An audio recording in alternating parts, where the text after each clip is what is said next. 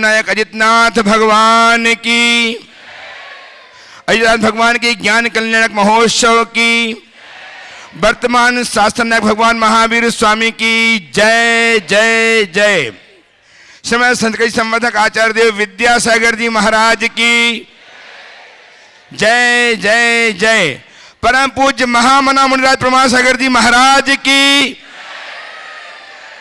परम पूज्य निर्व्यापक समाज प्रशांत सागर जी महाराज की, परम पूज्य निर्वेक सागर जी महाराज की, परम पूज्य शीतल सागर जी महाराज की, परम पूज्य एलक निजानंद सागर जी महाराज की, तीर्थराज सम्मेश शिखर जी की, अहिंसामयी जैन धर्म की।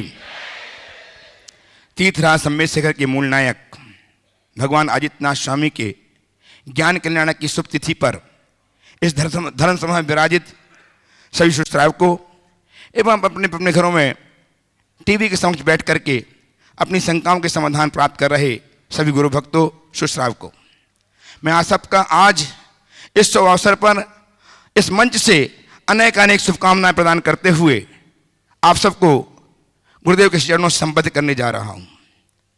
मैं गुरुदेव के चरणों से संबद्ध करूं, ये बताऊं कि गुरुदेव कैसे हैं। ये आचार्य भगवान विद्यासागर जी महाराज के परम प्रभाव शिष्ट के रूप में जाने जाते हैं। ये जाने जाते हैं गुणायतन प्रणेता संकल्प समाधान प्रवर्तक भावना विप्रवर्तक के संप्रेक्षण के रूप में। इनकी वाणी को सुनकर के आप हम नहीं अभी पूरा विश्व अपनी दैनंदिनी को प्रबद्ध करके जीवन को धन्य कर पा रहा है। जो गुणायतन के प्रणेता हैं, जहां गुणायतन बनने जा रहा है, जिसमें आप देख पाएंगे पंचायत शैली का अद्भुत जन मंदिर, पाषाण का मंदिर, जो हमें लगेगा कि तुम चैत्यालयवत। हम यहाँ देख पाएंगे समोसरण, साक्षात समोसरण, और हम कर पाएंगे यात्रा आत्मा से परमात्मा की। यह हम देख पाएंगे सहस्कुट जनालय, अद्भुत सहस्कुट जनालय, और ऐसी होगी साधना बसत का जहां से अनेक अनेक श्रावक जन अपने जीवन को उद्धार करेंगे। ऐसे गुणायतन में विराजमान आप सबका मैं वंदन करता हूं, अभिनंदन करता हूं और आपको जोड़ने जा रहा हूं गुरुदेव के चरण से। मैं गुरुदेव के चरणों से जोड़ूं, उसके पूर्व में चाहता हूं कि आप हम सब गुरुदेव के आशीष से लाभान्वित हों। अतः मेरे साथ उच्चारें, नमोस्तु महाराष्ट्री, नमोस्तु महाराष्ट्री, नमोस्तु महाराष्ट्री। गुरुदेव की का मनश्चित्र गुणायतन कुछ ही माहों लोकार्पित होगा। उसमें अनेकानेक भक्तजनों ने, गुरु भक्तों ने अपने आप को संबद्ध किया है। उनके नाम मैं इस भाव से उच्चार रहा हूं कि आप प्रेरणा पाएं, आप भी जुड़ें, आप जुड़ करके जीवन को धन्य करें। निर्माण निधि के रूप में सभाकांक्षी मंदा निशिकांत कांडेकर लातूर, श्रीमती सुशीला देवी कासरीवाल धर्मपत्नी स्वर्गीय विमलचंद कासरीवाल जयपुर, दिगंबर जैन सोशल ग्रुप वर्धमान गुना, श्री संजीव जैन श्रीमती कविता जैन न्यू दिल्ली, श्रीमती सुनीता जैन धर्मपत्नी सुरेंद्र कुमार जैन हावड़ा, श्री आदर्श प्रवीण कुमार जैन श्रीमती संध्या प्रवीण जैन जलगांव, जैन सोशल ग्रुप नागदा शरद कुमार जैन उज्जैन। इन सब ने अपने आप को संबद्ध किया है निर्माण निधि के रूप में। आप भी इनकी तालियां बजाकर इनका प्रोत्साहन करें, इनके पुण्य की अनुमोदना करें। स्वर्णदान देकर के बहुत बड़ा काम किया है, स्वर्णिम काम किया है, जिन्होंने 125 ग्राम लगभग सोना प्रदान किया गुणायतन के स्वर्ण कांड के लिए। मैं सादर आमंत्रित कर रहा हूं। स्वर्गीय फूलचंद जी की स्मृति में श्रीमती रुक्मणी देवी जैन, पुत्र हेमंत कुमार, पुत्रवधू संगीता, पौत्री खुशी, दर्शी, नव्या एवं परिवार दादावाड़ी कोटा राजस्थान से शीघ्रता से अपने परिवार के साथ आए, गुरुदेव चरणों की वंदना करें, आशीर्वाद प्राप्त करें और अपने जीवन को धन्य करें। इनका सम्मान करने के लिए आमंत्रित कर रहा हूं गुणायतन के ट्रस्टी श्रीमान मृणाल जी जैन, मातुश्री श्रीमती कीर्ति जी के साथ, और श्री गौरव जी जैन पार्श्व विभाग दिल्ली संरक्षक गुणायतन। सम्मान करने आइए, तालियां लगातार बजती रहे। 125 ग्राम लगभग सोना प्रदान करके स्वर्ण कार्य में अपना योगदान दिया है। बहुत बहुत साधुवाद। ऐसे ही इनके भाव निरंतर वृद्धिंगत होते रहें और लगातार ऐसे ही। हाँ बोला ना, सोने में खोया सोना पाया, हमने उसे भंडार में जमा किया, उसके लिए जिनका खोया उनके लिए बहुत बहुत साधुवाद। एक सोने की अंगूठी प्राप्त हुई, बहुत बहुत साधुवाद। निर्माण मित्र के रूप में श्री एम के जैन, श्रीमती सरिता जैन, श्रीमती शिप्रा, श्वेता, आर्यन, मिसा, श्रेयजन मुजफ्फरनगर। यदि उपस्थित हो तो शीघ्रता से आ जाए। उपस्थित हैं न्यू मुजफ्फरनगर वाले, आ जाइएगा। इन तक आपकी तालियां करतल होनी, उन तक पहुंचे। बहुत बहुत साधुवाद के साथ श्रोता के रूप में अपने जीवन के सूत्र संजोए हैं स्वर्गीय श्री पवन जी की स्मृति में श्रीमती रीना जैन, दिव्यांश, प्रहलाद चंद जैन, श्रीमती गुणमाला जैन टोंक ने राजस्थान से यदि हैं तो शीघ्रता से आ जाएं। हैं आप? नहीं है? आइए, शीघ्रता से आइए। गुरु चरणों की अभिवंदना करें, आशीर्वाद प्राप्त करें। टोंक राजस्थान से इन्होंने अपने आप को गुणाधार के सूत्रधार के रूप में संबद्ध किया है। बहुत बहुत साधुवाद। इनका सम्मान करने के लिए आमंत्रित कर रहा हूं श्रीमान पवन जी को, जो मुजफ्फरनगर से ट्रस्टी गुणायतन, श्रीमती रागनी जैन जो गुणायतन ट्रस्टी हैं भोपाल से, अनिल जी, रागनी अनिल जी भोपाल, ये भी आ जाए सम्मान करने के लिए। और गुणायतन के मुख्य प्रशासक श्रीमान शैलन जी जैन दुबई वाले, जो दिल्ली से हैं, ट्रस्टी गुणायतन हैं, आए सम्मान करने के लिए। सम्मान करेंगे पवन जी की स्मृति में रीना जी, दिव्यांश जी, प्रहलाद जी परिवार का। आइए आइए, पहुंचे पहुंचे फटाफट। और मैं आप सबको गुरुदेव से जोड़ूं उसके पूर्व अति आवश्यक सूचना ये कि आपके लिए एक शो अवसर आ रहा है, जबकि गुणायतन में 22 से 27 फरवरी तक आयोजित होगा 108 जिन बिंबों का पंचकरण प्रतिष्ठा महामहोत्सव।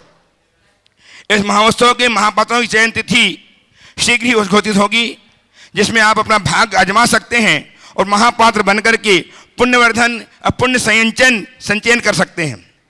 और मात्र 51 की राशि में इंद्राणी बनकर के इस महोत्सव में सम्मिलित होकर के पुण्य लाभ लिया जा सकता है। तो शीघ्र ही गुणायतन के कार्यालय में संपर्क करके आप इस महोत्सव में सम्मिलित होने का शुभ अवसर प्राप्त करें। और तुरंत बाद 28 फरवरी से 8 मार्च तक सद्य प्रतिष्ठ प्रतिमाओं के माध्यम से हम करेंगे महाअर्चना 108 मंडली संस्कृत मूल चित्र विधान के माध्यम से, जिनमें 108 मंडल में एक मंडल की पुण्यार्जन राशि मात्र 3,11,000 रुपये है। इसमें आपके परिवार के 8 व्यक्तियों को अवसर मिलेगा पूजा अर्चना करने का, उनके आवास की, भोजन की, पूजन द्रव्य की एवं पूजन वस्तुओं की व्यवस्था समिति के द्वारा की जाएगी। इस लाभ को लेने के लिए आज ही अपना मंडल आरक्षित करके आज से ही पुण्य प्राप्त करना शुरू कर दें। यदि इस महोत्सव में आपको शामिल होना है सामान्य रूप से, तो मात्र 51,000 की राशि में आप श्रावक श्रेष्ठी बन करके यह पूजा अर्चना में सम्मिलित हो सकते हैं, पुण्य कमा सकते हैं।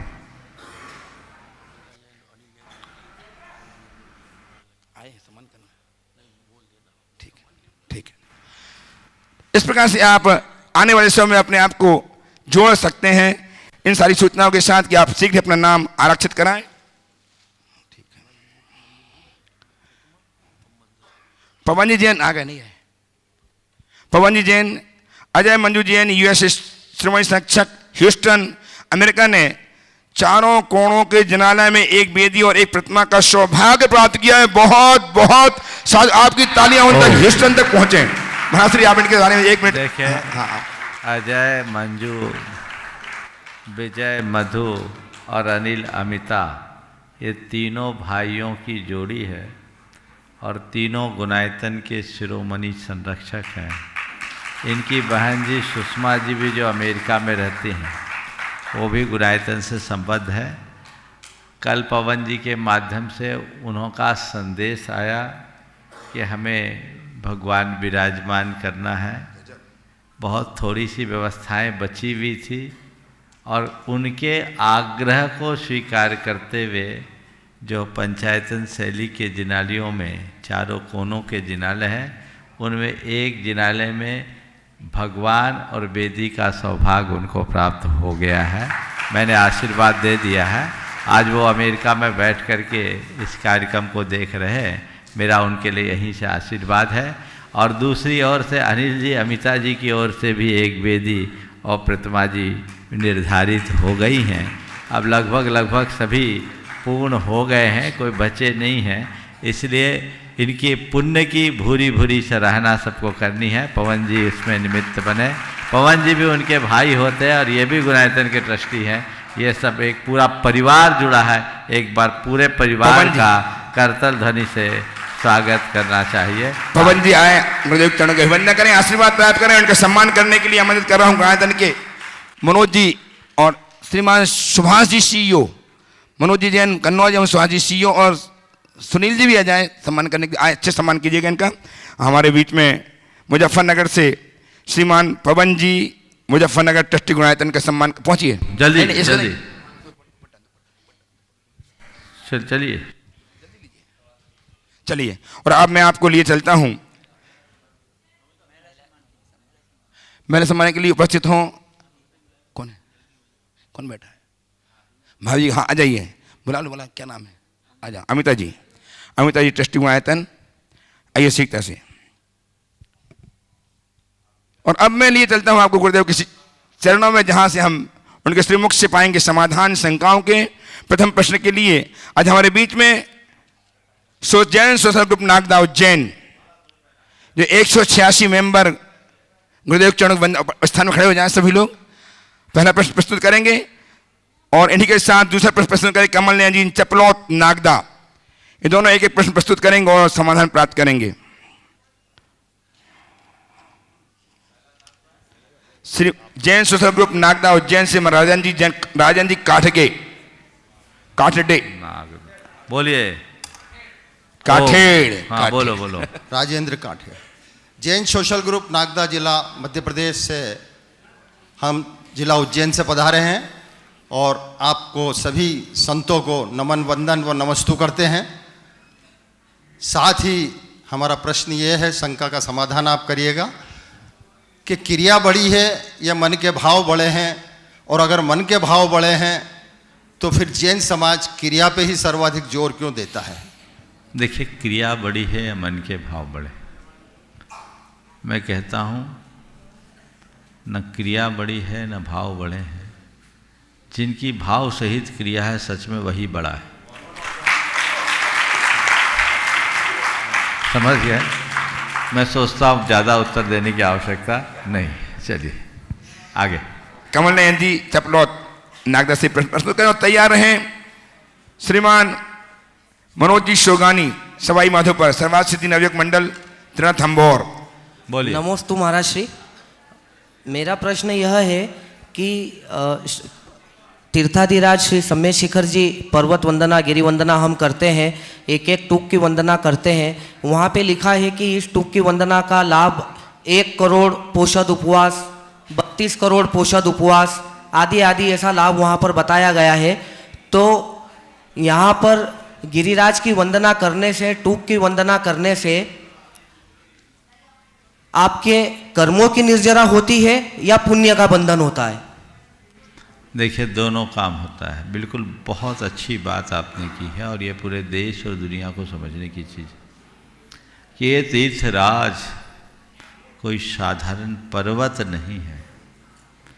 ये हमारा वह पावन पूज्य स्थल है जिसकी धरती के स्पर्श मात्र से हमारा कल्याण होता है। करोड़ों करोड़ उपवास का फल जिसकी एक वंदना से होता है। एक बार भाव सहित वंदना कर लेने से नरक और पशु गति से मुक्ति मिल जाती है। तो ये कोई साधारण चीज़ नहीं है। और ये तीर्थ वंदना कोई साधारण क्रिया नहीं, महातप है। आप उपवास तो कमरे में बैठ के कर लो, पर्वत की वंदना में खटनी कैसी होती है? पूरी तपस्या होती है, शरीर में जान नहीं, फिर भी उत्साह के बल पर आप लोग चलते हैं। तो उस महातप से कर्म की निर्जरा भी होती है, यानी हमारे कर्म झड़ते भी हैं और पुण्य का भी बंध होता है, दोहरा लाभ होता है। समझ गए? बशर्ते भाव शुद्धि के साथ वंदना करो। समझ गए? मुझसे कहा कि महाराज भाव सहित बंदे जो कोई ताकि नरक पशुगति नहीं होई, जिनके भाव नहीं है वो वंदना करे, उसको क्या होगा? तो मैं उनको बोलता हूँ भाव रहित बंदे जो कोई ताकि निश्चित दुर्गति हो। भाव सहित वंदना करो, पवित्रता के साथ वंदना करो। वहाँ किसी प्रकार की अपवित्रता का कोई कार्य मत करो, वो तुम्हारा अधःपतन कराएगी। जैसे पवित्र भाव हमारे मंदिरों में होते हैं, वैसे इस स्थल का होना चाहिए। सिद्ध निषीधिका है। निषीधिका शब्द आजकल प्रसिद्ध नहीं है। निषीदिका का अर्थ है जहाँ महान आत्माओं को निर्वाण या साधुओं ने समाधि पाई हो, उस स्थान को निषीदिका बोलते हैं। निषीधिका, जो निश्चय से सिद्धि का कारण हो, उसका नाम निषीदिका है। निश्चय से जो सिद्धि का कारण है वो निषीदिका और सिद्ध निषीदिका है। ये सिद्ध पीठ है। आज मुझसे एक पत्रकार ने पूछा इसका आध्यात्मिक महत्व क्या है, तीर्थंकर यहाँ क्यों आते हैं? मैंने कहा यहाँ सहज सिद्धि मिलती है, इसलिए सारे तीर्थंकर यहीं से सिद्धि पाते हैं।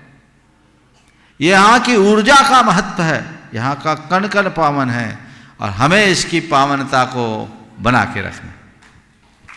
सर्वांग सिद्धि नवयुग मंडल रणथंभौर सवाई माधोपुर से श्रीमान मनोज जी स्तोगानी अपने सभी मित्रों के साथ, और तैयार हैं श्रीमती अमिता जी मनोज जी जैन बेटे मंगलम के साथ कन्नौज से ट्रस्टी गुणायतन। नमोस्तु गुरुदेव, नमोस्तु गुरुदेव, नमोस्तु गुरुदेव। हम सर्वार सिद्धि नवयुग मंडल सवाई माधोपुर रणथंभौर के अंदर प्रतिदिन अभिषेक करने वाले 7 मंडलों में से एक मंडल से हैं, और आज हम यहाँ पे तीर्थराज की वंदना के लिए आए और इसी के साथ में हमने आपका भी वंदन किया, चरण अभिनंदन किया। नमोस्तु गुरुदेव। सर्वार्थ सिद्धि, रिद्धि सिद्धि और सर्व सिद्धि, ये 3 शब्द आते हैं। सर्वार्थ सिद्धि, रिद्धि सिद्धि और सर्व सिद्धि, इन तीनों में क्या अंतर है और इनका प्रयोग कब कब किया जाना चाहिए? देखो, तीनों अलग अलग शब्द हैं तो अर्थ भी अलग अलग होंगे। सर्वार्थ सिद्धि का मतलब है जहाँ हमारे सर्व अर्थ यानी प्रयोजनों की सिद्धि अर्थात पूर्ति हो जाए। जो हमारे सब अर्थों की पूर्ति कर दे उसका नाम है सर्वार्थ सिद्धि। रिद्धि और सिद्धि ये 2 अलग अलग शब्द हैं। रिद्धि प्राप्ति का नाम है और सिद्धि उपलब्धि का नाम है। रिद्धियाँ सहज प्राप्त होती है तपोबल से और सिद्धियाँ लक्ष्य पूर्वक पाई जाती है। तो हम लोग व्यवहार में रिद्धि सिद्धि हो बनी रहे, यानी हमारे जीवन में धन धान सुख समृद्धि बनी रहे, ये रिद्धि सिद्धि के अर्थ में लोग बोलते हैं। तीसरा शब्द आपने पूछा सर्व सिद्धि, तो हमारे सारे काम सिद्ध हो जाए। तो मैं तो बोलता हूँ न सर्वार्थ सिद्धि के चक्कर में पकड़ो, न रिद्धि सिद्धि के चक्कर में पकड़ो, न सर्व सिद्धि के चक्कर में पड़ो, न सिद्धि के चक्कर में पड़ो, न प्रसिद्धि के चक्कर में पड़ो। क्या करो? सिद्धि प्रसिद्धि के चक्कर से हटकर केवल शुद्धि और विशुद्धि को धार लो। नमस्ते, जय हो, जय हो। हमारे घट में शुद्धि हो। आज सिद्धि के चक्कर में लोग शुद्धि को भूल रहे हैं। बिना शुद्धि के सिद्धि नहीं होगी, समझ गए? बस इसलिए बाकी चक्रों से हटो, अंतस की शुद्धि करो, हृदय को विशुद्धि से भरो, तुम्हारा सब सिद्ध हो जाएगा। नमस्ते गुरुदेव, नमस्ते गुरुदेव, नमस्ते गुरुदेव। श्रीमती अमिता जी उपस्थित हों मनोज जी के साथ मंगलम के साथ कन्नौज से ट्रस्टी गुणायतन। तैयार हैं श्रीमती रागिनी जैन, अनिल जी जैन, पद्मनाभ नगर भोपाल ट्रस्टी गुणायतन। मेरे आराध्य गुरु के चरणों में मेरे परिवार का और कन्नौज जैन समाज का नमोस्तु नमोस्तु नमोस्तु। ओम नमोस्तु गुरुवर। गुरुवर, मनुष्य इतना कमजोर है कि सपने में भी डर जाता है और इतना बहादुर भी होता है कि गलत काम करते समय ईश्वर से भी नहीं डरता, ऐसा क्यों गुरुवर? बहुत अच्छा सवाल।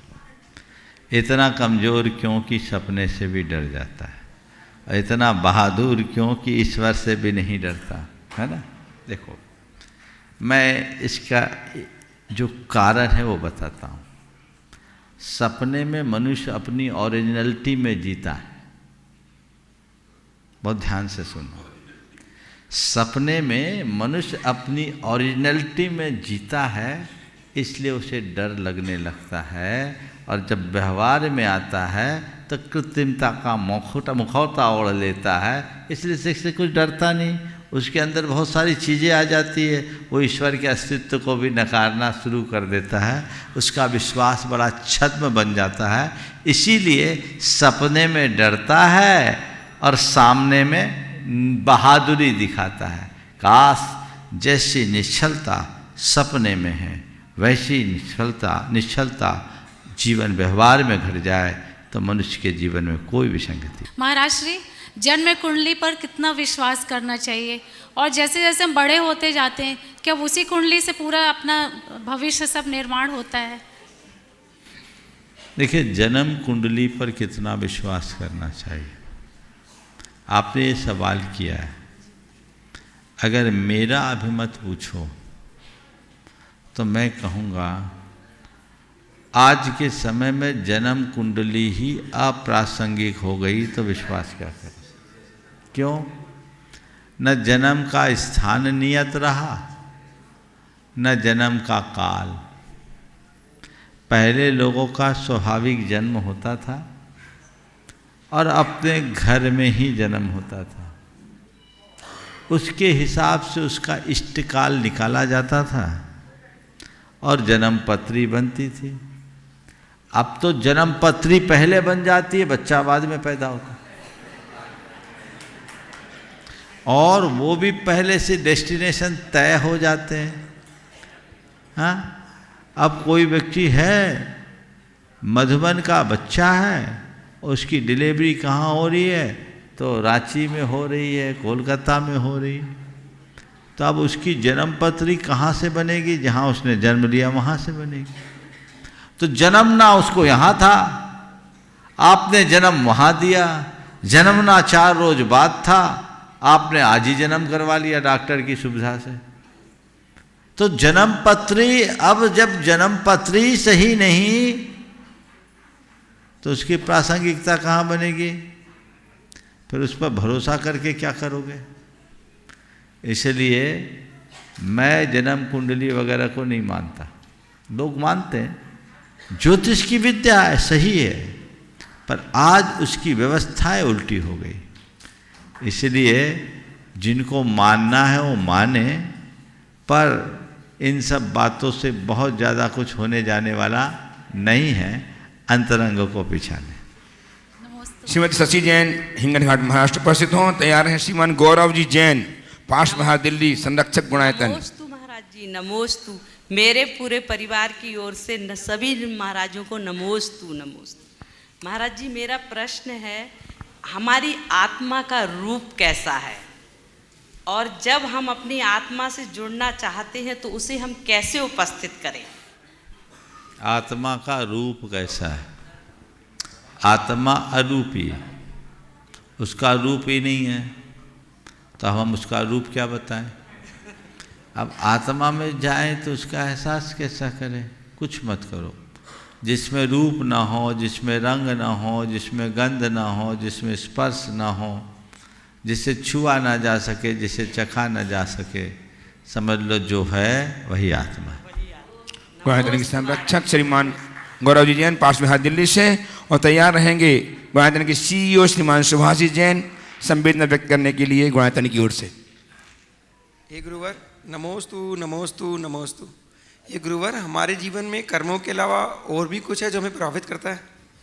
बहुत कुछ है, केवल कर्म ही नहीं, कर्म तो एक कारण है।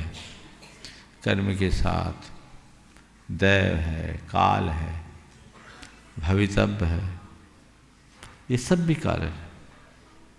सब कुछ कर्म के साथ ही होता है, ये धारणा भ्रांत है। कर्म एक बड़ा कारण है, पर कर्म के अतिरिक्त भी बहुत सारी चीज़ें होती हैं, समझ गए? इसलिए हमें सब बातों पर विचार करना चाहिए, अनुकूल संयोगों के अनुरूप कार्य करना चाहिए। नमोस्तु गुरुदेव, नमोस्तु। आइए श्रीमान सुभाष जी CEO गुणायतन, और तैयार हैं गुणायतन ट्रस्टी श्रीमान मृणाल जी जैन, मातुश्री श्रीमती कीर्ति जी के साथ दिल्ली से। मंच पर विराजमान सभी साधुगणों के चरणों में शत नमन। गुरुदेव, आज का प्रसंग ऐसा दुखद प्रसंग लेकर मुझे यहाँ उपस्थित होना पड़ा है। हमारे गुणायतन के शिरोमणि संरक्षक श्री दिनेश जी पापड़ीवाल की माता श्री कमला देवी जी का कल देवलोक गमन हो गया। गुरुदेव, उनके देवलोक गमन से हम लोग सभी बहुत दुखी हैं, और उनके परिवार में भी उनको आशीर्वाद मिले और उनको ये लॉस सहने की शक्ति मिले। गुरुदेव, इसके लिए प्रार्थना करते हैं। देखिए, दिनेश जी पापड़ीवाल बड़े ही संस्कारवान, निष्ठावान, उदारचित्त और धार्मिक व्यक्तित्व के धनी, और उनके सारे व्यक्तित्व को गढ़ने का श्रेय उनकी माता श्री कमला देवी जी पापड़ीवाल को मिला। वो उनकी बड़ी प्रेरणा थी, हमेशा उन्हें अच्छे कार्यों के लिए उत्साहित रखती थी। अवस्था तो काफ़ी लंबी हो गई, अंत समय में कुछ दिनों से वो बीमार चल रही थी, लेकिन कल उनका अध्याय पूरा हो गया। काल बलि के आगे किसी का नहीं चलता, पर मुझे जो जानकारी मिली है, नमोकार जपते जपते उन्होंने अपने शरीर का परिवर्तन किया है। ये सुयोग बहुत कम लोगों को मिलता है। मैं तो ये मानता हूँ जिस उदारता और निष्ठा के साथ उनने जीवन जिया, उसका सुफल उन्हें जरूर मिलेगा। किसी के चले जाने के बाद उसकी पूर्ति तो नहीं हो सकती, और हम पूर्ति कर भी नहीं सकते, पर ऐसे व्यक्ति के आदर्शों का अनुकरण जरूर किया जा सकता है। दिनेश जी, विनीता जी, पूरे परिवार में उनके संस्कारों की छाया दिखती रही है, और गुणायतन के लिए तो इस परिवार का बहुत बड़ा योगदान है। यहाँ के सहस्कूट जिनालय का पुण्यार्जन भी उन्हीं के सौजन्य से हुआ है, पूरा परिवार का। तो ऐसे व्यक्तित्व के जाने से एक बड़ी क्षति हुई है, पर हम सब जानते हैं आना जाना तो लगा हुआ है, और दिनेश जी खुद बड़े तत्वज्ञानी हैं। मैं इस घड़ी में उनको और उनके पूरे परिवार को आशीर्वाद देता हूँ कि ऐसे निमित्तों को शोक का निमित्त बनाने के बजाय वैराग्य का निमित्त बनाएं। ये हमें जीवन के यथार्थ का बोध कराने वाले निमित्त हैं। कोई चला गया तो चला गया, बस किसी के जाने से, उसके जाने के बाद रोना नहीं, किसी के जाने के बाद उसकी अच्छाइयों का अनुकरण करना, यही सबसे बड़ा पाठ है, यही सबसे बड़ी नसीहत है। मैं पूरे परिवार को इस मंच से आशीर्वाद देता हूँ, ऐसी घड़ी में वे शांति, धैर्य, संयम और समता का आलंबन ले, और धर्म निष्ठा को और प्रगाढ़तर करते हुए जीवन को आगे बढ़ाए, यही मेरे आशीर्वाद। उपस्थित हों वहाँ तक ट्रस्टी श्रीमान मृणाल जी अपनी मातुश्री श्रीमती कीर्ति जी के साथ दिल्ली से तैयार हैं। अनिता जी पाटौदी, श्री दिलीप जी पाटौदी साड़म, ट्रस्टी गुणायतन। नमोस्तु गुरुदेव। सभी महाराष्ट्री के चरणों में मेरा 3 बार नमोस्तु। गुरुदेव, मेरा आज का प्रश्न व्यवहार को लेके है। मुझे प्रैक्टिकलिटी और नेगेटिविटी में,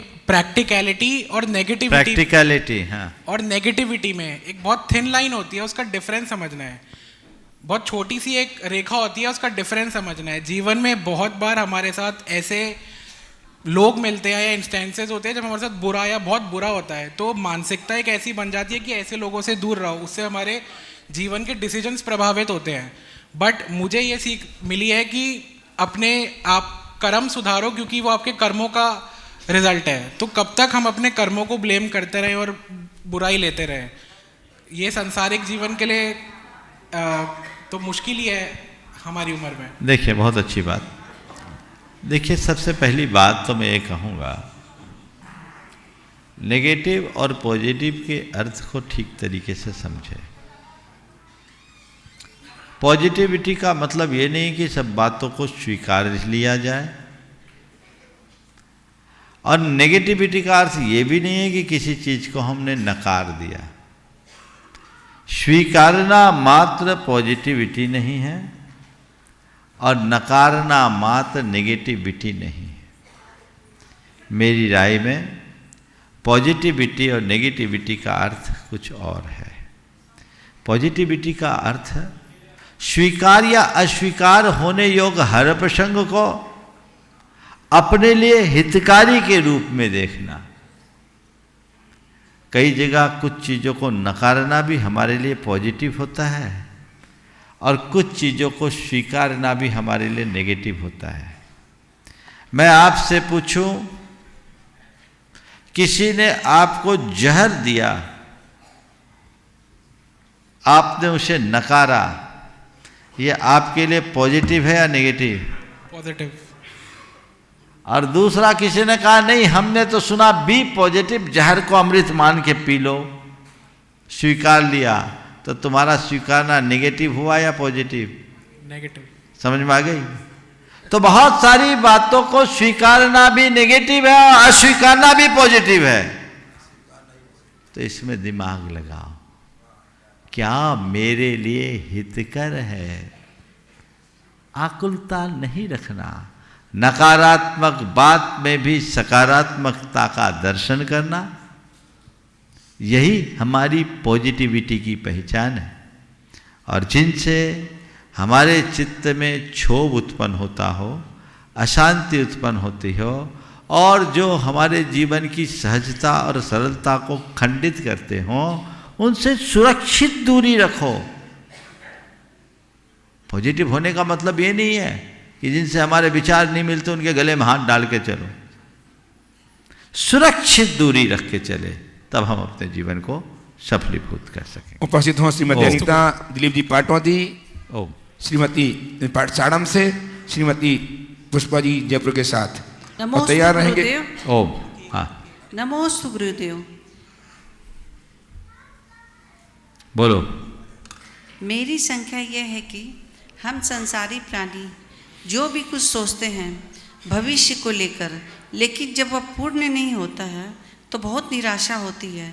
और आप लोगों से पूछो तो कहते हैं वर्तमान में जियो, पर मेरी दुविधा यह है कि गुरुवर, जब हमने सपने नहीं देखेंगे तो पूरा कैसे करें, करने की कोशिश कैसे करेंगे? बहुत सुंदर मार्गदर्शन दीजिए। भविष्य के लिए सोचते हैं, पूर्ण नहीं होता तो मन अशांत होता है। वर्तमान में कैसे जिए? मैं कहता हूँ भविष्य के लिए सोचो, पर भविष्य की चिंता मत करो। सोचने में और चिंता करने में बड़ा अंतर है। भविष्य के विषय में सोचना दूरदर्शिता है, और भविष्य की चिंता में उलझे रहना दुखदर्शिता। भविष्य के प्रति आपकी जो भी योजना है वो आप सोच के रखिए, लेकिन उसको लेकर शंकित ना हो।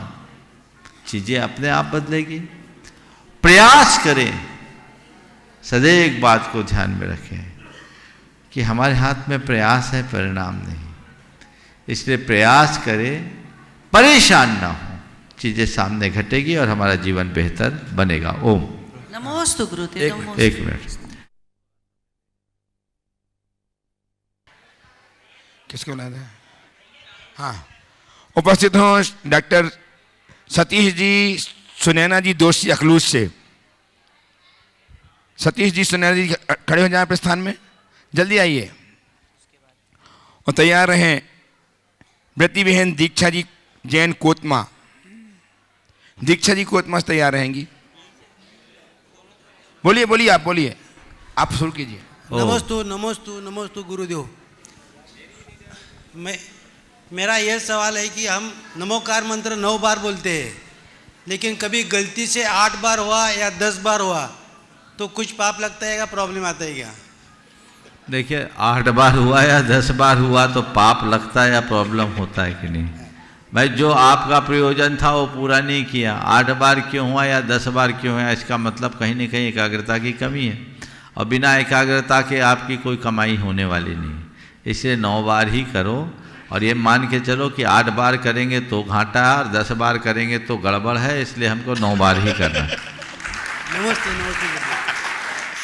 व्रती बहन दीक्षा जी जय कोतमा से उपस्थित हों, और तैयार रहेंगे व्रती भैया श्रद्धे तरुण जी इंदौर से। मंच पर विराजमान सभी महाराज जी के चरणों में बारंबार नमोस्तु नमोस्तु नमोस्तु। एलक महाराज जी के चरणों में बारंबार इक्षामि इक्षामि। महाराज जी, मन की प्रवृत्ति और भाव की प्रवृत्ति में क्या अंतर है? मन के कारण हम अपने बहुत से कर्मों का बंद कर लेते हैं, लेकिन हमारे भाव वैसे नहीं रहते। ऐसे में कर्मों से कैसे बचें? देखिए, बहुत अच्छा सवाल किया। मन की प्रवृत्ति और भाव में क्या अंतर? सबसे पहले हमें मन और भाव में अंतर करना चाहिए। भाव क्या है और मन क्या है? भाव हमारे संस्कारों की प्रेरणा का नाम है। हमारी चेतना में जो भी शुभाशुभ संस्कार जमे होते हैं, उनसे हमारे भाव उभरते हैं। भावों की अभिव्यक्ति हम शरीर के माध्यम से भी करते हैं, वचनों के माध्यम से भी करते हैं और मन के माध्यम से भी करते हैं। जब हमारे भाव शरीर से प्रकट होते हैं तो उसे हम काय योग बोलते हैं। वचन से प्रकट होते हैं तो वचन योग कहते हैं, और मन से प्रकट होते हैं तो मन योग कहते हैं। प्राय एक भ्रम है लोगों का कि मन और भाव एक है। तो जिन प्राणियों के पास मन नहीं, क्या वो भाव शून्य है? भाव तो उनके अंदर भी है। भाव हमारी चेतना का परिणाम है, जो हमारे संस्कारों के रूप में जमा होता है। तो भाव हमारे संस्कारों का प्रतिफलन है। भाव की अभिव्यक्ति मन, वाणी और शरीर के बिना नहीं हो सकती। समझ गए? तो हमारे जैसे संस्कार होते हैं वैसे भाव होते हैं, और वैसी ही परिणति मन, वाणी और शरीर के माध्यम से प्रकट होती है, ऐसा समझना। सादर आमंत्रित हैं श्रद्धेय व्रती भैया तरोड़ जी इंदौर से। ओ, अब इधर आ गया है। हो गया, अब इधर करने दीजिए, बैठिए अब। हाँ बोलो। नमोस्तु भगवान, नमोस्तु नमोस्तु। महाराज जी, सबको खुश रखना भले ही हमारे लिए संभव ना हो, लेकिन सबके बीच अपने आप को खुश रखना या खुश करना कैसे संभव हो? बहुत अच्छा, बड़ा सरल सा उपाय। सबको खुश रखना हमारे हाथ में नहीं है, पर सबसे खुश रहना हमारे हाथ में। सब में खुश रहना हमारे हाथ में। कैसे? बस ये मान लो कि जो चीज़ें मेरे अनुकूल नहीं हैं उसे मैं नज़रअंदाज करूँगा। प्रतिकूल व्यवहार को नज़रअंदाज करेंगे और प्रतिकूल परिस्थिति को स्वीकार करेंगे। 2 दिन पहले तो ये बात कही थी। 4 बातें मैं आज कहता हूँ। अपने जीवन को सदाबहार खुश रखना चाहते हो तो सहजता को अपनाएं, संतोष को अपनाएं, संयम को अपनाएं और प्रतिक्रियाओं से अप्रभावित रहने की कला सीखें। सहज रहे, जो हो रहा है होने दो।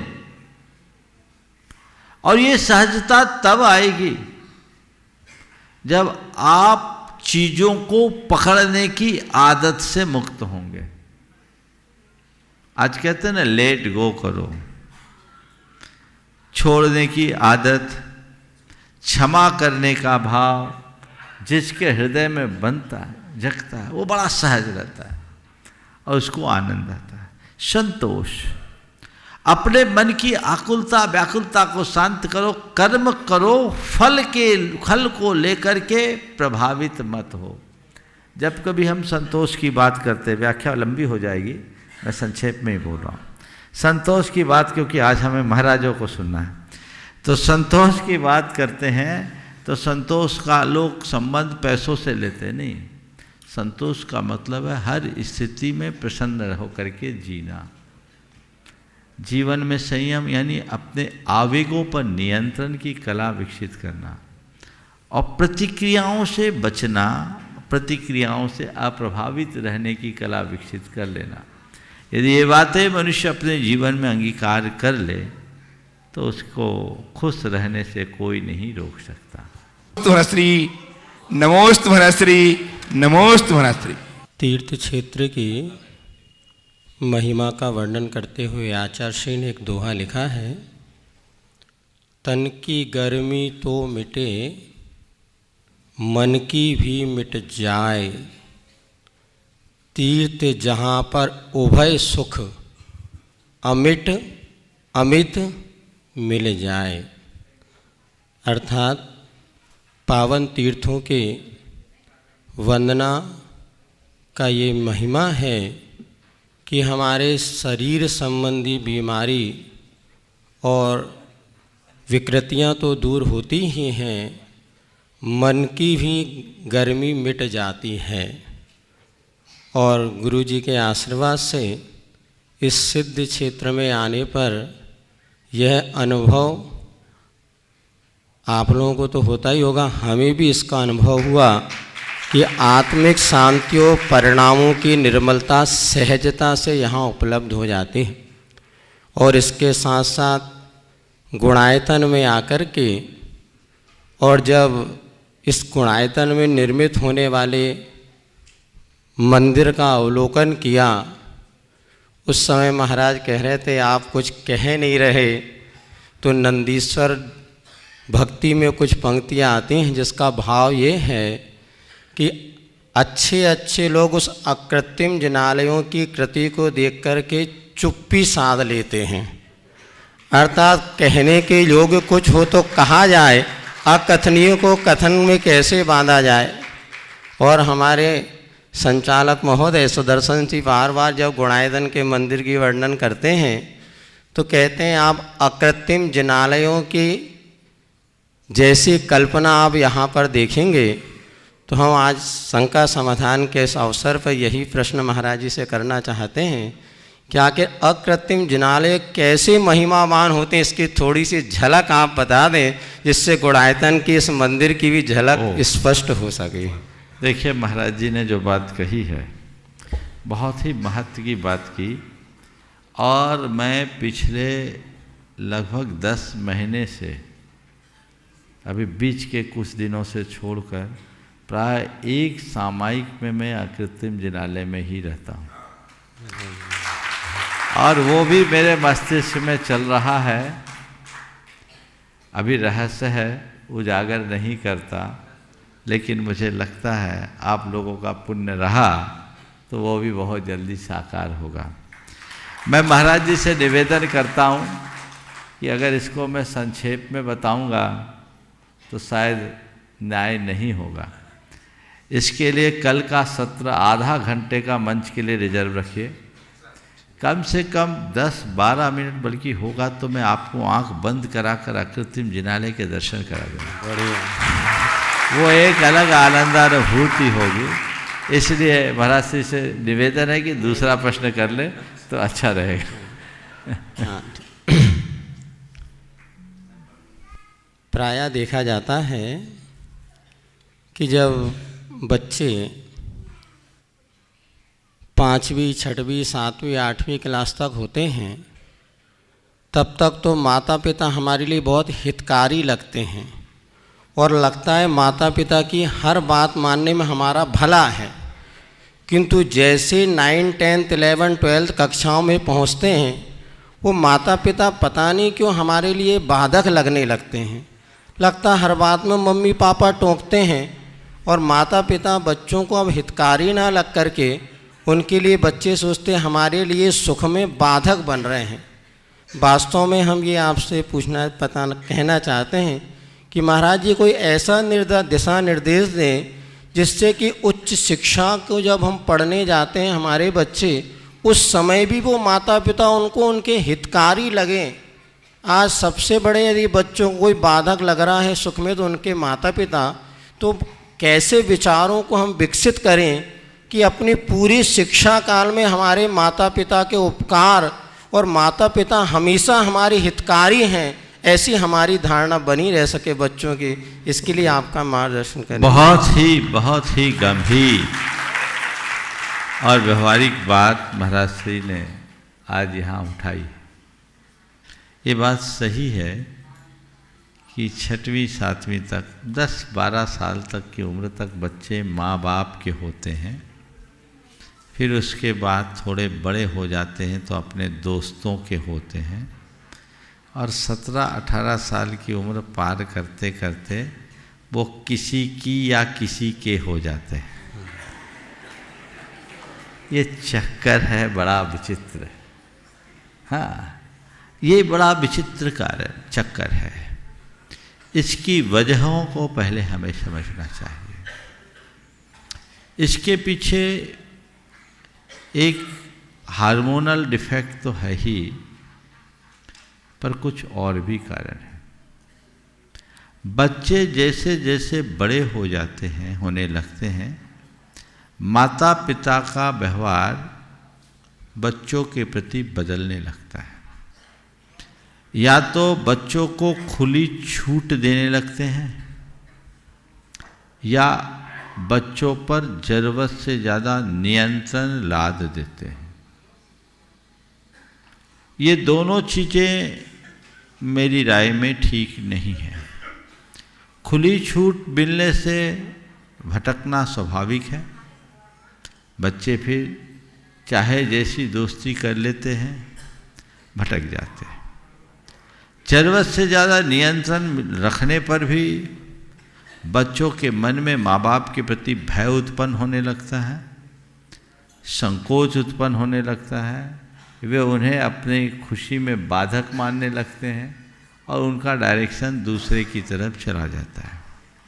तीसरा कारण एक और मुझे समझ में आता है, वो ये है कि आजकल माता पिता के पास बच्चों के लिए समय ही नहीं रहता। बच्चों को समय बिताने की अनुकूलता नहीं रहती। तो जब बच्चों के प्रति माँ बाप का ही समय नहीं है, बच्चों के लिए समय नहीं है, तो बच्चे भी किसी और के लिए होने लगते हैं। आज आपको क्या बताओ, एक परिवार आया, एक बड़ा उद्यमी था, उसके साथ उनका बेटा था। मैंने ऐसे ही पूछा कि कौन सी क्लास में पढ़ते हो, तो बाप ने बोला 5वीं। बेटे ने कहा नहीं पापा 7वीं। अब जिस बाप को यही पता नहीं कि बेटा कौन सी क्लास में पढ़ रहा है, उसका तो बंटाधार होगा ही। तो एक समय नहीं दे पाना, ये एक बड़ी वजह है। और चौथी बात, प्रारंभ से बच्चों के हृदय में अपेक्षित संस्कारों का अभाव। हमें इन चारों बातों को ध्यान में रखना चाहिए। पहली 2 बातों के संदर्भ में मैं ये कहूँगा कि बच्चों पर न तो ज़्यादा नियंत्रण ला दे और न ज़्यादा आज़ादी रखें। क्या करें? अंकुश युक्त आज़ादी दें। क्या करें? अंकुश युक्त आज़ादी। नियंत्रण भी हो और आज़ादी भी हो। कैसे करें? आपने देखा कहीं पेड़ लगाते हैं तो उसके चारों तरफ ट्री गार्ड लगाते हैं ना। ट्री गार्ड क्यों लगाया जाता है? इसलिए कि पेड़ पनप सके, कोई मवेशी उसको नुकसान न पहुंचाए, है ना। पर ट्री गार्ड कैसे लगाया जाए? पेड़ से चिपका के कि कुछ डिस्टेंस पे? क्यों? अगर पेड़ से चिपका देंगे, पेड़ हिलेगा डुलेगा नहीं तो ग्रोथ उसकी रुक जाएगी। तो पेड़ की सही ग्रोथ हो सके इसलिए थोड़ा दूरी रखते हैं, पर इतनी दूरी नहीं कि कोई भी उसे नुकसान पहुंचा सके। बच्चों को खिलने और खेलने का मौका तो दें, पर इतनी आज़ादी न दे कि वो भाग जाए। थोड़ा अतीत में जाइए, अपने बचपन को याद कीजिए। जब मैं छोटा था, मन मचलता था बाहर खेलने के लिए, तो माँ कहा करती थी, ये तो मुझे याद भी नहीं, लेकिन जो सुना और दूसरों को करते देखा उस आधार पर कहता हूँ। माँ कहती बेटा ठीक खेलना है तो खेल, पर आंगन तक रहना, आंगन से बाहर मत जाना। बाहर हाबू है, ऐसा कहा जाता था, बाहर नहीं जाना। यानी माँ ने क्या किया? खेलने की, घूमने की स्वतंत्रता भी दी, पर खतरे से बचने की हिदायत भी। आजकल आप लोग क्या करते हैं? या तो खेलने की खुली आजादी या केवल खतरे की घंटी। तो ये दोनों जीवन को खराब करने वाले हैं। आजादी युक्त अंकुश रखें, पहली बात, है ना। समझ में आ रही बात? अगर ये बातें आप ध्यान में रखेंगे तो बच्चों में कतई भटकाव नहीं आएगा। जरूरत से ज़्यादा लिबर्टी और ओवर कस्टडी, ये दोनों बहुत खतरनाक होते हैं। दूसरी बात, ज़्यादा टोका टाकी न करें। ज़रूरत से ज़्यादा हिदायतें भी न दें। मैं खासकर मम्मियों की शिकायत करता हूँ, अपने बच्चों के पीछे पड़ जाते हैं। एक गलती पर 10 बार टोकते हैं। मैं आपसे कहता हूं आदत बदलिए, 10 गलती पर 1 बार टोकिए। चूंकि बच्चों के प्रति माँ बाप का इतना स्नेह और प्यार होता है कि वो चाहते हैं कि बच्चे ऐसा हो जाए और ऐसा ना करे, और आजू बाजू में कुछ सुन लेते तो डर होता है। पर हमें इसमें बहुत संयम रखने की जरूरत है। हमारी थोड़ी सी चूक हमारे लिए बहुत बड़ा नुकसान भी दे सकती है। तो बार बार टोका टाकी मत करो, 10 गलती में 1 बार टोको। मैं अक्सर उदाहरण देता हूँ, आपके हाथ में घड़ी है ना, टिक टिक टिक टिक टिक टिक टिक टिक टिक कर रही है कि नहीं कर रही है? हर सेकेंड में करती है, पर उसका आभास होता है क्या? आप ध्यान देते क्या? हाँ टिक टिक होता है। लेकिन कहीं पेंडुलम वाली घड़ी हो, घंटा बजे, टन हो जाए तो क्या होता है? एक बार टन होते ही आप सब सन्न हो जाते, होते कि नहीं? क्या हुआ? तो मैं आपसे कहता हूं, टिक टिकाने की आदत छोड़िए। जब कहना हो एक बार जोर से टन कर दीजिए।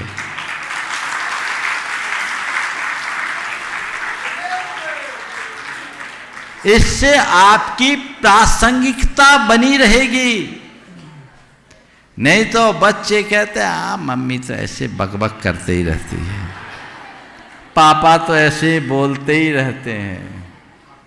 फिर आपकी डांट और इस तरह की बातों के कारण वो आपसे झूठ बोलने लगेंगे, आपसे दूरियां बनाएंगे, जो कि आजकल ज़्यादातर बच्चों में हो रहा है। फिर वो खेल हो जाता है जो नहीं होना चाहिए, क्योंकि बच्चों में उतने समझ और अनुभव तो होते नहीं। तो जब जरूरत, हमारे आचार्य गुरुदेव की विशेषता है, छोटी मोटी गलतियां होती कभी देखते ही नहीं, इसको पूरा होने देना भैया। छोटी मोटी गलतियां हो जाए तो उधर देखते ही नहीं।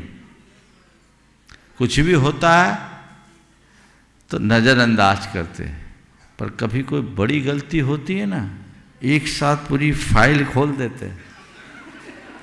सामने वाले को स्वीकार करने के अलावा कुछ है ही नहीं। आप हाँ है ना, तो यही है। अति प्रजल्पन अच्छी बात नहीं, तो ज़्यादा टोका टाकी नहीं, जरूरत से ज़्यादा हिदायतें नहीं, निर्देश नहीं। उनकी समझ को विकसित करिए और ऑब्जर्व कीजिए, दूर से देखते रहिए कि कहीं गड़बड़ तो नहीं हो रहा। गड़बड़ हो रहा तो उसे सावधान बनाइए। इससे बच्चों का विश्वास आपके प्रति बढ़ेगा। फिर बच्चों को समय दीजिए, स्नेह दीजिए, उनकी भावनाओं का सम्मान कीजिए।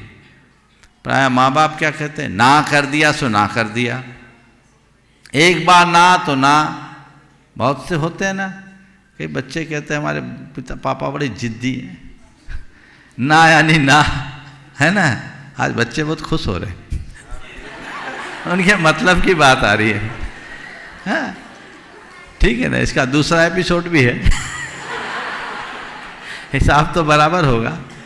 लेकिन हमें दोनों चीजें होनी चाहिए। बच्चों की जिद की पूर्ति मत कीजिए, पर भावनाओं को कुचलना भी मत कीजिए। भावनाओं को कुचलने से भी बचिए। अच्छी बातों का एक्सेप्ट कीजिए। मैं एक घटना बताता हूं,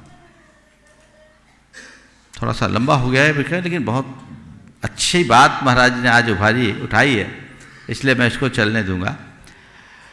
तो मैं आपसे कह रहा था, मैं एक स्थान पर था, मध्य प्रदेश की बात है, राहतगढ़ में था। रविवार का दिन था।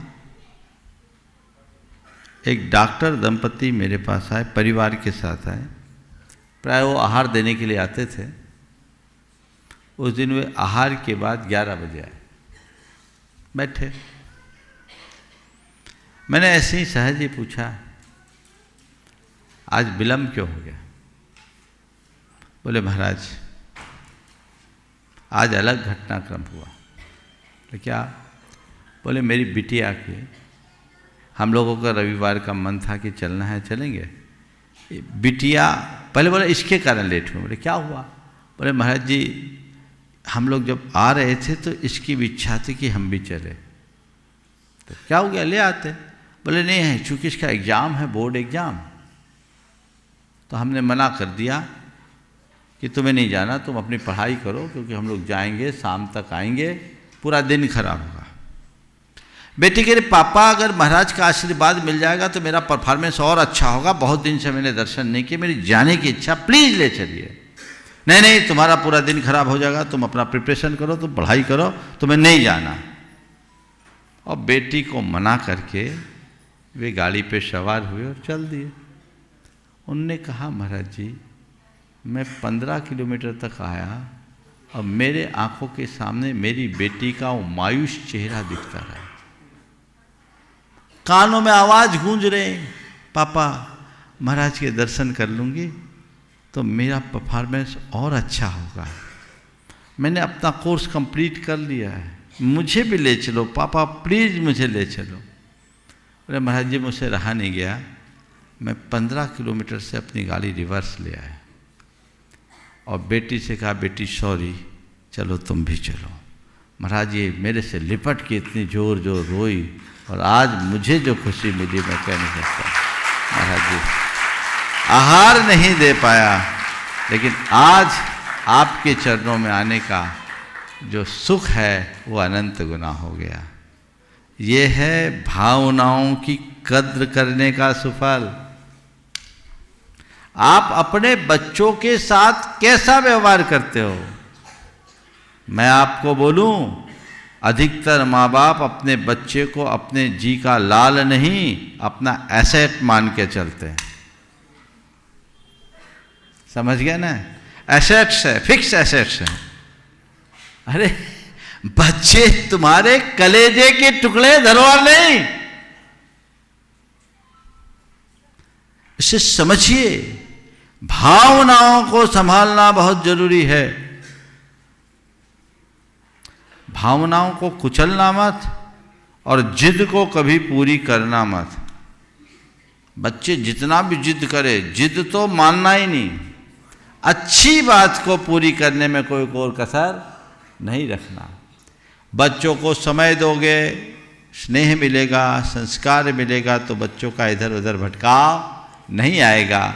और उनकी संगति पर ध्यान दें, उनकी संगति पर ध्यान दें, तब बच्चे स्थिर बने रहेंगे, उनमें कहीं कोई गड़बड़ी नहीं होगी। अब पूरी बात नहीं करूँगा तब बच्चे अपनी माँ बाप की क्लास लेंगे, तो दूसरा भाग भी बोल देता हूँ। गुंजाइश है भैया? चलते तो दोनों कोर्स तो कंप्लीट होना चाहिए ना। हाँ, अधूरा ऑपरेशन ठीक नहीं है ना। तो अब देखिए दूसरा पक्ष इसका यह है, बच्चों से मैं कहता हूँ, बच्चों को सबसे पहले अपने माँ बाप के प्रति श्रद्धा रखनी चाहिए। क्या श्रद्धा? ये इस धरती पर भगवान के बाद मेरे जो कुछ है वो यही है। ये मेरे जन्मदाता हैं, ये मेरे जीवन दाता हैं, ये मेरे संस्कार दाता है। ये श्रद्धा रखो। हमारे संस्कृति में कहा गया है कि माता पिता में सारा ब्रह्मांड समाया हुआ है। आप लोगों ने गणेश कथा सुनी है कि नहीं सुनी? सुनिए ना। कार्तिकेय तो ब्रह्मांड के चक्कर लगा रहे थे और गणेश ने माता पिता के चक्कर लगाए और श्रेष्ठ बन गए, क्योंकि माँ बाप में ब्रह्मांड समाया हुआ है। ये श्रद्धा बच्चों के हृदय में बैठनी चाहिए। कितने बच्चे हैं जो माँ बाप को ऐसा मानते हैं? ज़्यादातर ये सब बड़े बड़ों के हाथ उठे, बच्चों के नहीं उठे। ज़्यादातर क्या होता है, बहुत अच्छा जो बच्चे उठा रहे हैं उनके माँ बाप बहुत भाग्यशाली हैं, लेकिन ज़्यादातर क्या उत्तर मिलता मालूम? मेरा बाप बड़ा खड़ूस है और मम्मी बड़ी खचड़ी है ये अंदर से बात आती है नहीं, ये अवधारणा बदलनी चाहिए। चलूं आगे। तो पहली बात, मां बाप के प्रति श्रद्धा। जैसे हम पर भगवान का आशीर्वाद फलता है, गुरु का आशीर्वाद फलता है, वैसे ही माता पिता का आशीर्वाद भी मुझे वरदान बनता है। ये श्रद्धा अपने अंदर गहरी बिठा दो। देखो प्रधानमंत्री मोदी भारत के प्रधानमंत्री होने के बाद भी क्या मातृ भक्ति उनने की, कितना बड़ा आदर्श उन्होंने उपस्थित किया, उदाहरण बना कि नहीं बना। ये क्या है, चरण धोते अपनी मां की। पिता होते तो पिता की भी करते, पर पिता बहुत पहले चले गए। और जिस मां ने घर में काम करके अपने बेटों को पाला और वही बेटा आज प्रधानमंत्री बन गया, उनने श्रेय किसको दिया, मां को। तो माता पिता के प्रति ऐसी श्रद्धा।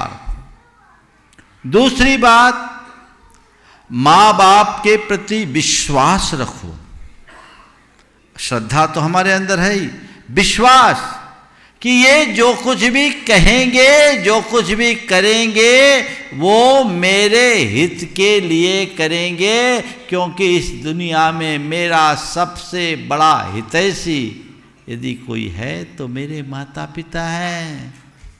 मानते उनको हितैषी? दोस्त हितैषी दिखता है, दूसरे हितैषी दिखते हैं। अपनी पीड़ा को माँ बाप से छिपा के गैरों से बोलते हो, नहीं, उनको अपने लिए हितकारी मानो और इस विश्वास के साथ मानो कि ये जो कुछ भी कह रहे हैं वो मेरे भले के लिए कह रहे हैं। हो सकता है माता पिता तुम्हारी बहुत सारी बातों को मना कर दे। बच्चों की शिकायत रहती, पापा मेरी सुनते नहीं, मम्मी हर बात में मना कर देती, यही तो शिकायत है। पर मना कर रहे, मान नहीं रहे, ठीक है, पर ये सोचो कि वो मना कर रहे, वो नहीं मान रही है, तो भी मेरे भले के लिए कर रही है, ये विश्वास हो। देखो, सड़क पर चलते हो, कई बार गाड़ी चलाते चलाते रेड लाइट मिलती होगी, मिलती कि नहीं मिलती? क्या करते, रेड लाइट दिखती है तो हाँ, इग्नोर तो नहीं करते हैं। क्यों रोकते हैं? चालान पटेगा या एक्सीडेंट होगा। तो रेड लाइट को देखकर, ध्यान से सुनो बच्चों, रेड लाइट देखकर आप क्या सोचते हो? हमें रुकना है कि रेड सिग्नल है हमारे सुरक्षा के लिए। किसके लिए है?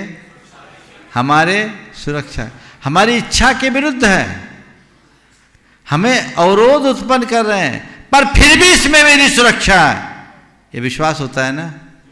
गाड़ी रोकते हैं। माता पिता यदि किसी बात का निषेध करे तो समझ लो दिस इज रेड सिग्नल, हमें गाड़ी रोकना है, रोकना ही है। बजाओ जोर से बच्चे लोग।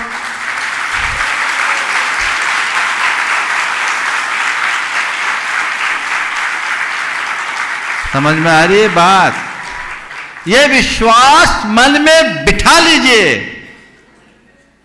कि इसमें मेरी भलाई है, इसमें ही मेरा हित है। समझ गए? और चौथी बात, उनके उपकारों को हमेशा याद रखें।